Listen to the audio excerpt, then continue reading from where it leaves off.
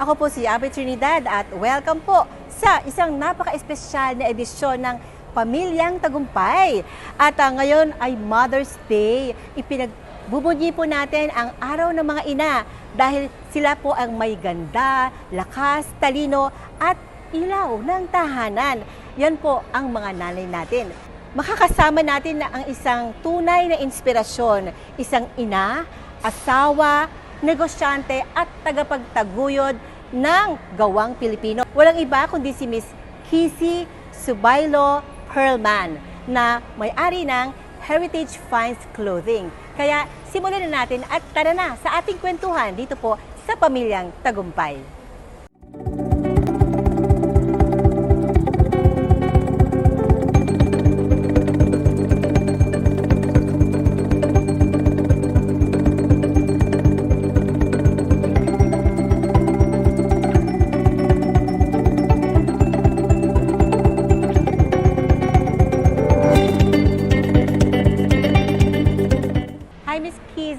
Salamat at nandito po tayo sa Pamilyang Tagumpay at nakasama po namin kayo.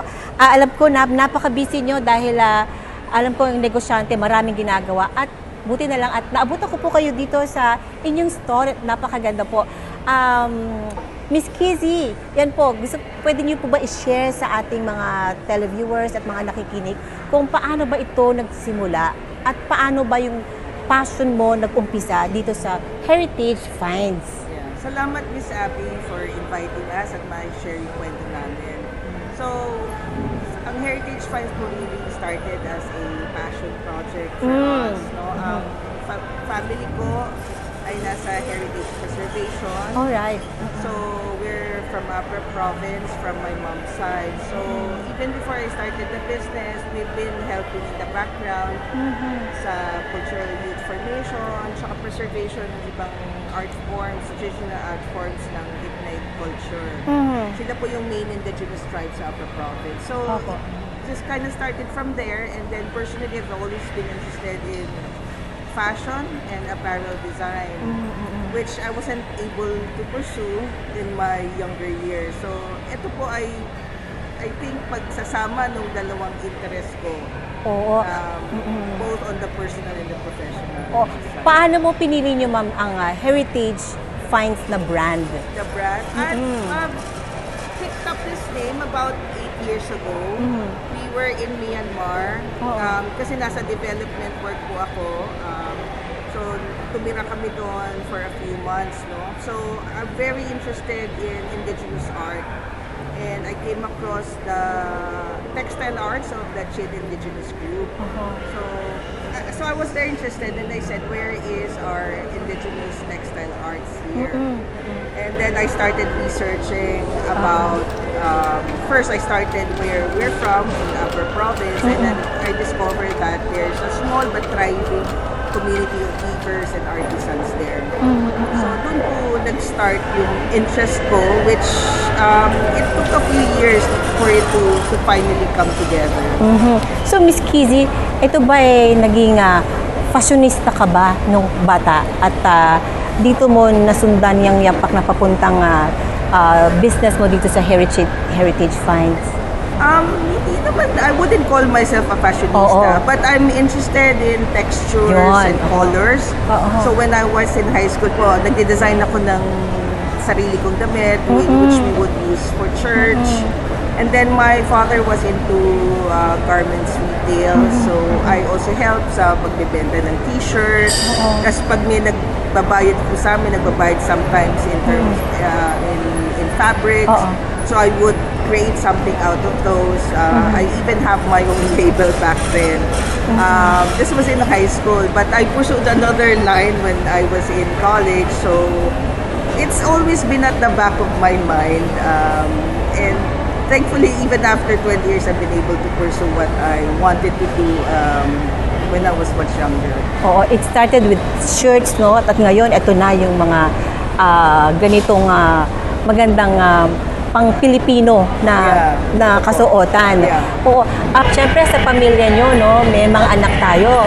Paano mo naman pinupush yung mga, or in-encourage yung mga anak, lalo na may kabataan ngayon, iba-ibang gusto nilang design, no?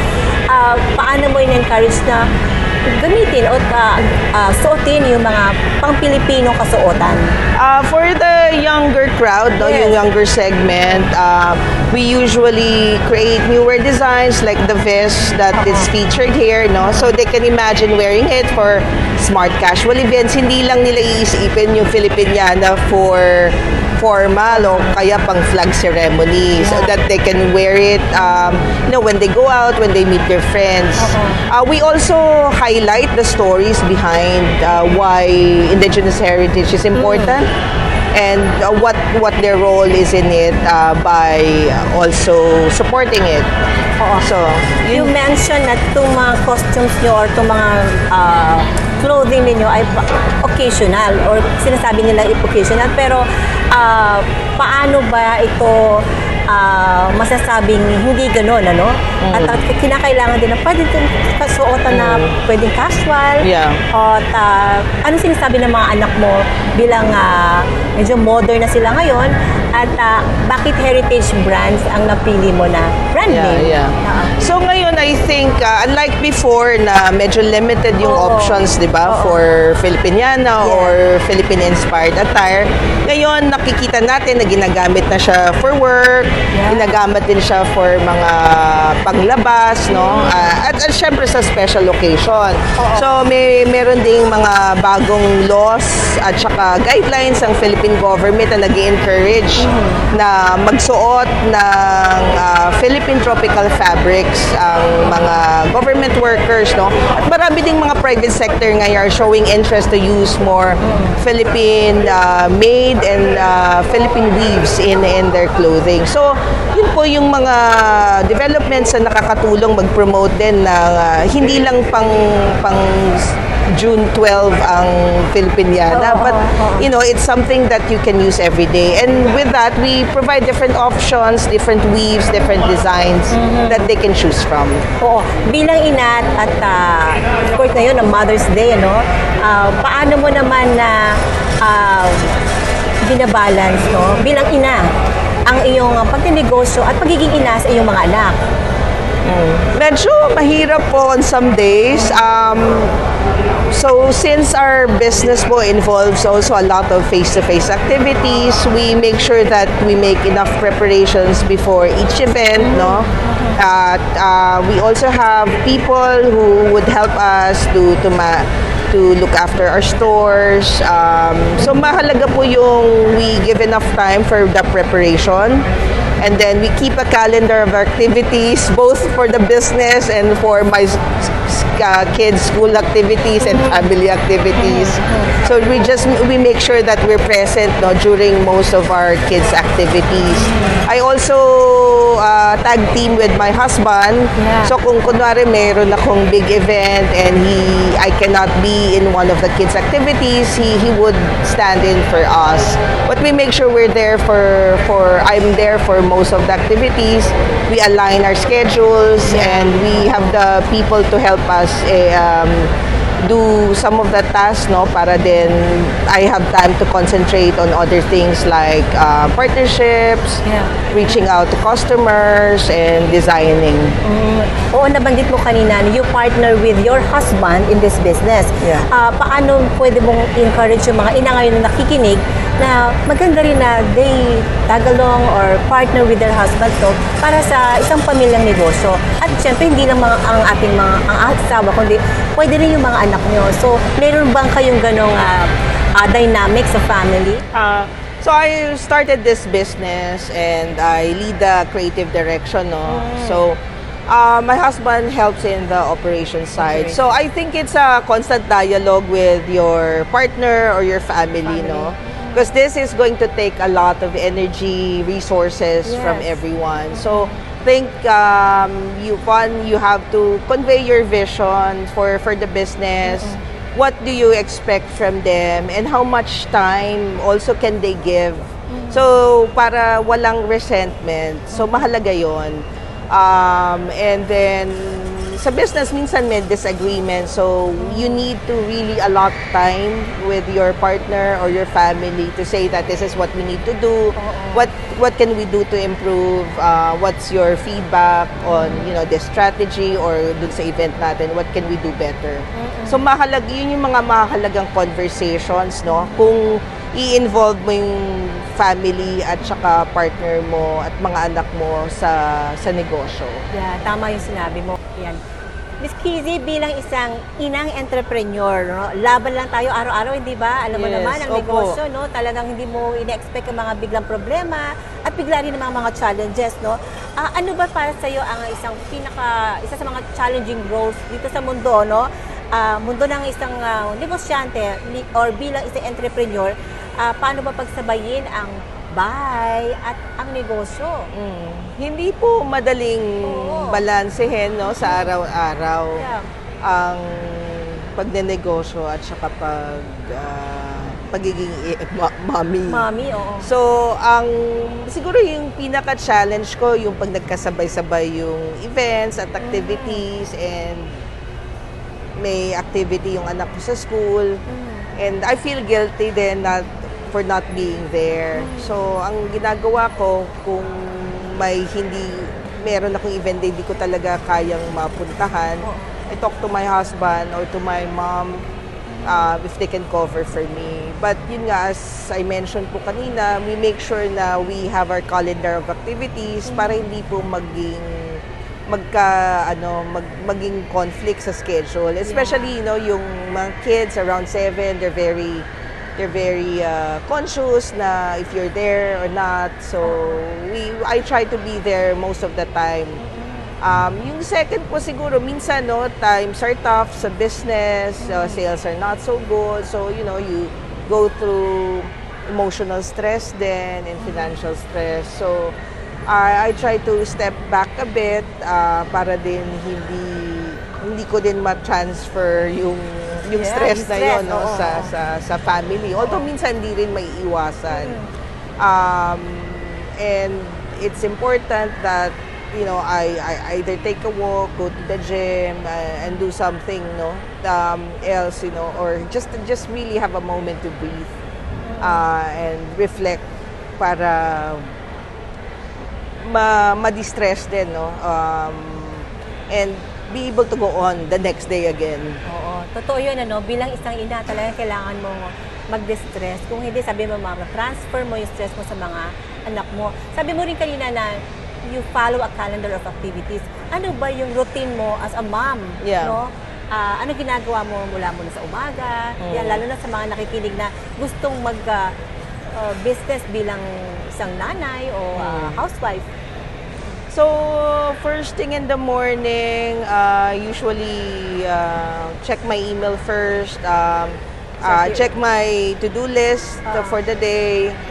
Usually prepare them the night before, especially kung may mga events kami. Tick it off, assign tasks to people. And then, I attend to the most parang demanding task first during the day. And then I talk to my suppliers and artisans.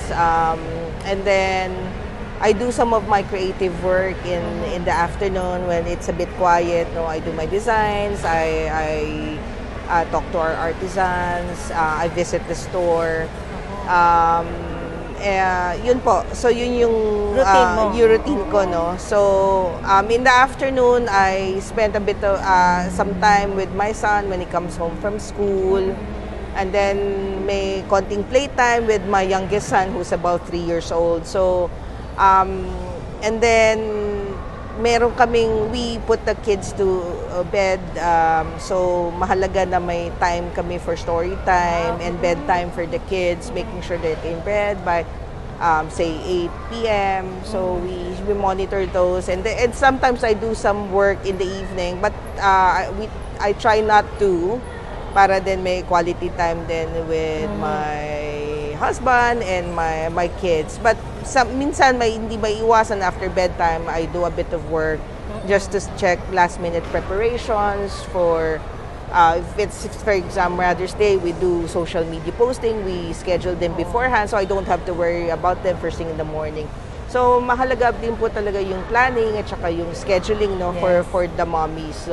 So you'll have to also know what your optimal time is, and then as you go along, you'll understand better how you work, no? What your productive times are. So mahalaga po 'yun. Yeah, tama yun. So yun ba yung secret recipe mo?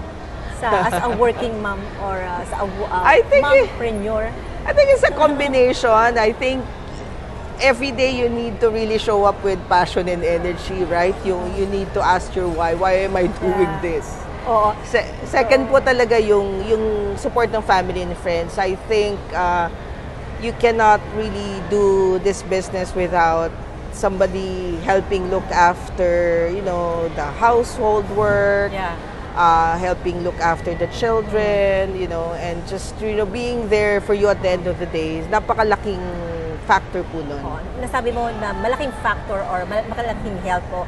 Paano po ba nararamdaman nyo yung tulong ng presensya ng Lord sa business mo? So, yeah, I think there were times na when we really feel down and you need direction, right? So you ask why am I doing this? Yeah.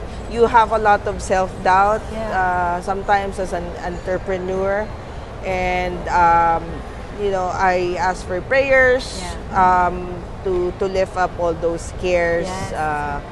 And to guide me through. But mahalaga po na we don't let ourselves doubt and know that together with family and friends and with God's guidance, we can survive. So mahalaga din po i-balance yun. Syempre yung personal reflection mo and an honest face-to-face conversation with reality about what you can do better. So yun po yung ginagawa ko, to be able to keep on every day. Shampoo, diba ko pamonyera, Centella at may DHA pa, may Bilberry, Marigold at marami pang iba, siksik sa natural na vitamina. Memorize na yan, para sa ating lahat na mag-aaral. Memorize, lagi mo lang tatandaan, memorize lang yan. Ayan.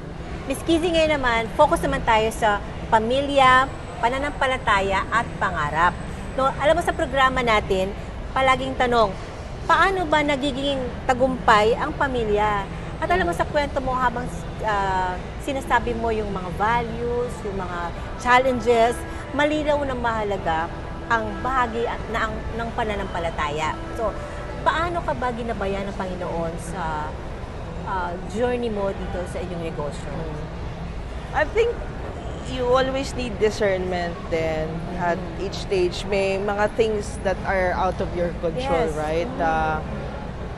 No matter how you prepare for it. So I do silent prayers, and I ask my aunt also. She's the one who regularly goes to church then to pray for us and the business so that I can also support more employment. Ako, I do silent prayers, especially when I'm feeling overwhelmed. And I also write down what my vision and wishes are and pray for them. So kasi mahalaga yun kasi hindi lahat is within your control, right? No matter how hard you try. So mahalaga yung may prayer ka and reflection. So naramdaman mo talaga na si Lord ay kasama po palagi, no, sa iyong journey, sa iyong mga challenges na kinakaharap dito. At bilang isang ina at negosyante, tama ba yung intindi ko na? Opo. So yun nga po, kailangan din meron kang belief, no, hindi lang sa sarili mo but in God's purpose for you, right? And in helping pave this direction so that you can also serve others and support other communities po. Maganda, Miss Kizzy, yung mention mo na yung importante yung discernment kasi you do not know what will happen. You're not in control of everything. Yan ang maganda na ipag-pray ng negosyante, di ba? Napakaganda na sinabi mo na discernment, no? Ano ba yung prinsipyo mo sa buhay doon sa discernment? Of course, napaka-importante na hindi mo binibitawan. Prinsipyong hindi mo binibitawan as a mother and as a businesswoman. Dahil I started as a development professional, mahalaga po sa amin yung pagbibigay back to the community, yung social responsibility. So, sa amin po, hindi lang pagdebenta, no? So, paano po nito paano nito nare-raise yung awareness sa kultura natin? Oo. Paano po ito nakakatulong sa livelihoods at sa resilience ng community natin? And for us to be able to give back, we also need to be successful. So kami, it's really a combination of prayers, belief in God, and the prayers and wishes of others then for your business to be successful. So it needs to be parang a two-way street then. So and with the success of the business, we also wish to be able to give back further. So yun po yung isa sa ethos talaga ng business. So yung pag-giving back through the business and then pag-promote din po ng sustainability. Ang ganda ng sinabi mo, Miss Casey. Bilang isang ina, balikan po natin yun, yung pamilya. Ano yung values na gusto mong maiwan sa mga anak mo? Of course, pagtanda ninyo. So ano yung gusto mo na ipabuhay nila na values? Mahalagang sa buhay nila is one, I want them to be able to pursue their interest. And not be afraid to, let their ideas run wild and free. But syempre, we're there to guide them into the direction that they want to do. So mahalaga yun kasi minsan as parents, we're like, oh, that's not good or hindi kaya yaman siyan. So we sometimes dispel their dreams, right? So let's encourage their interest in the same way na ako when I was growing up, we didn't have the money to pursue my interest. If you have the resources, let them pursue that and be good at it. And as parents, our role is to really guide them and help them develop their skills and their resilience as people. Yeah, oo.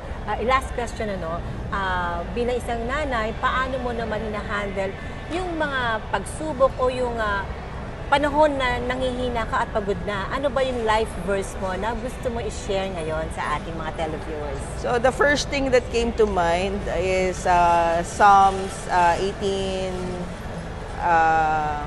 verse 3.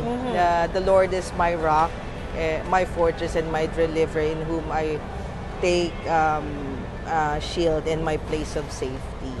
Yeah. Miss Casey, paano ka nagiging support system sa iba ring mga housewife o mga nanay na gusto magsimula ng sarili nilang negosyo? So, minsan the mothers want a safe space, right, for them to vent out their frustrations, their fears, their dreams. So, I'm there to listen and give advice when asked to. I also share resources, links to the right resources that they may want to access, para makapag-start sila. I always tell moms, if they want to do something, first, syempre you need to keep that fire in your belly. Correct. Yun yung umpisa. That's a starting point. But second is you also need to go out there, research, meet people, and then start working on putting your ideas into action. So I think I'm here to provide to my friend nanays and to other colleagues that I've met in fairs and other events, as they want a safe space. I provide a safe space, listening ear to other mothers who want to pursue entrepreneurship. Yes. Yeah. Thank you, Miss Casey, for your time and for sharing your thoughts and inspiring stories. Sana po ay kayo po ay pagpatuloy na mag-inspirasyon sa mga nanay at gusto pang magkaroon ng negosyo katulad ninyo.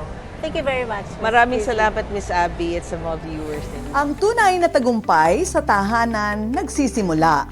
Sa Pamilyang Tagumpay, pinapahalagahan natin ang bawat papel ni na tatay, nanay, solo parent at lolo at lola. Sa simpleng lambing, pag-unawa at dasal, may nabubuong matatag na pamilya. Pagmamahal sa pamilya, yan ang ay dapat. Nakaka-inspire, di ba, mga katagumpay? Ang kwento niya ay paalala na kaya nating gampanan ang maraming tungkulin sa buhay basta't may sipag, puso at pananampalataya. Kaya ikaw, mami, daddy, anak, kahit sino ka pa, may tagumpay na naghihintay para sa iyo. Ako po si Abby Trinidad at ito ang Pamilyang Tagumpay. Hanggang sa susunod, mga katagumpay! Pamilya ng Diyos, buo at matatag sa bawat pagsubok, sa bawat tagumpay. God is our center, Diyos ang buhay.